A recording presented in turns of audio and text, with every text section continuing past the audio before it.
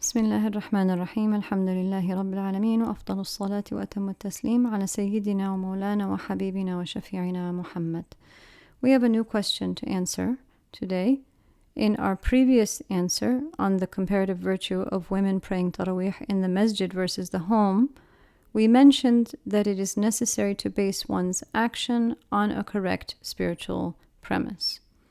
So the follow-up question is, what is the difference between a spiritual premise and an intention?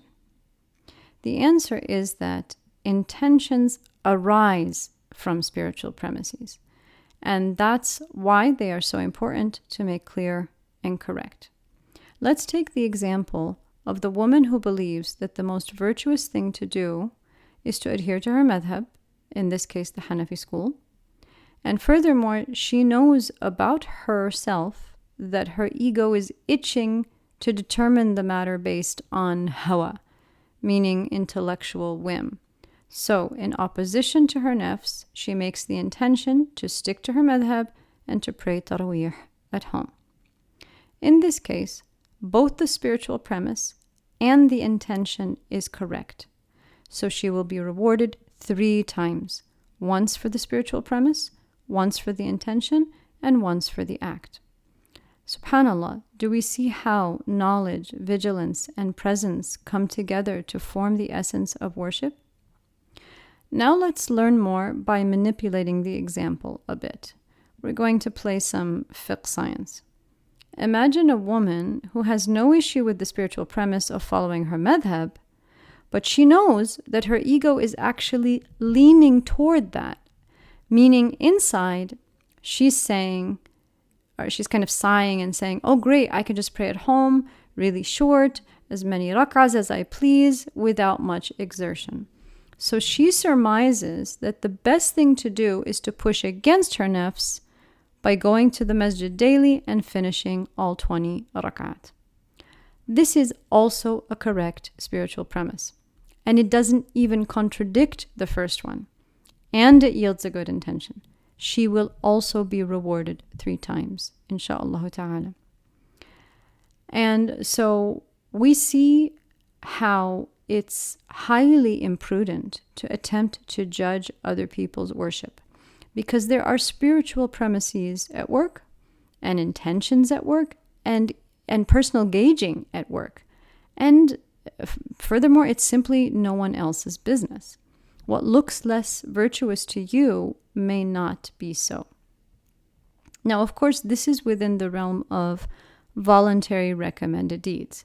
In other words, it's a matter of better versus good or good versus better. If the matter were between halal and haram, permissible and interdicted, there is no choice in the first place. And the only proper spiritual premise is abstention. So if something in our school is graded haram or makruh tahriman, انتهت القصة قبل أن تبدأ. يعني the story has ended before it has even started. But the great examples are useful because they bring to the forefront how important it is for each one of us to ruminate over why we do what we do, and whether or not our way of thinking and framing of an issue is methodologically sound, and whether or not we have the requisite knowledge to come to that conclusion. Because in theory, a person could have an incorrect spiritual premise and derive from it what they believe is a good intention, while actually it is not pleasing to Allah. And if we are true to our Lord, this is something that should concern us. What would be an example of this? Imagine a sister whose muntalaq is that it is, meaning her first principle, is that it is obligatory upon her to do her own ijtihad, or even peruse the various positions and choose based on her personal inclination. Both of these are incorrect spiritual premises. So the intention that she derives from either one of them may be good, but the deed is inherently flawed. Why? Because this is not the way of the prophetic inheritors. Religion is not DIY. The belief that we can circumvent scholarship is probably one of the most destructive spiritual premises of the modern age. And it is the prevalent, I would not call it spiritual premise, but satanic premise of social media. وَالْعِيَاذُ بِاللَّهِ. So I pray that this answer brings, number one, clarity to us in our dealings with our Lord. Number two, a heightened awareness of the need to gauge our own egos. Number three, the necessity to mind our own spiritual business.